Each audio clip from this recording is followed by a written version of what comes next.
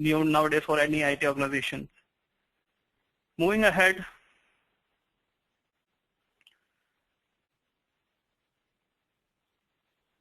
with the Oracle Defense in Depth architecture.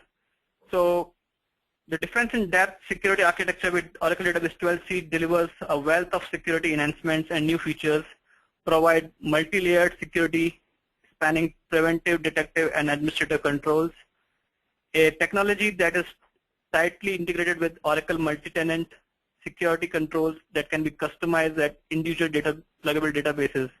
So you can think of a database Oracle where every layer of the data is protected via different mechanisms. We have categorized into the 4 broad components like encryption and masking. Then we have access control, auditing and tracking, monitoring and blocking, and with other security enhancements which has come up and introduced in Oracle 12c. So moving with the encryption and masking technology, we all understand the security strategies have long relied on encryption of information. It has historically, we have seen encryption is one of the ways where we can protect data, but in the recent years, the need for encryption has increased significantly with the rise of identity theft and criminal attacks targeting social security numbers, credit card numbers, and other sensitive information. Encryption at database level can help us to protect data from unauthorized backdoor access by dishonest administrators or other insiders, and from operating system or network level attacks by the outsiders. It also helps to protect media theft involving laptops or storage disks being removed for maintenance and backup tapes lost or stolen. In that context, Oracle has Oracle Advanced Security Component, a product which has transparent data key encryption architecture. First introduced for table level encryption in Oracle 10G, which is a table key encryption. Then we have in 11G, we have seen table space encryption. So in Oracle, we have 2-tier key architecture where each key is protected by another key called transparent data encryption master encryption key. A master encryption key is usually stored outside the database in an Oracle wallet, which is PCKS #12 format file, encrypted by a passphrase supplied by either a designated security administrator or a DBA during the setup. So Oracle Advanced Security in 11G first time introduced the support for storing master key in a hardware security module, which we call HSM, a device for higher assurance. The key in HSM secures from unauthorized access attempts because the HSM is a physical device and not an operating system file.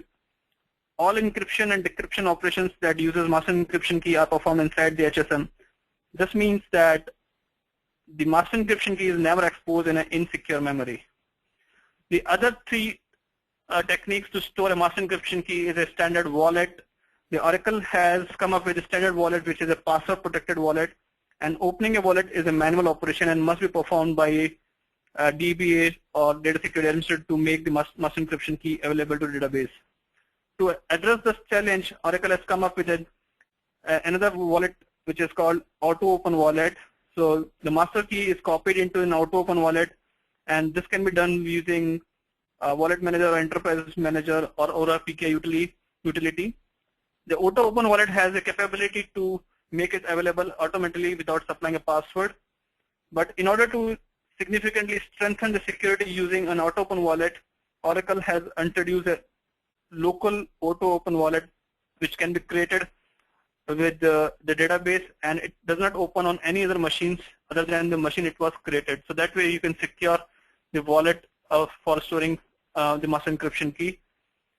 Another thing is that the local Auto Open Wallet is not possible to use with Oracle RAC when the wallet is stored on a centrally ACFS file systems. Additionally, the backup of an Auto Open Wallet should be kept in a separate location from encrypted data, because storing an Auto Open Wallet with encrypted data provides no security.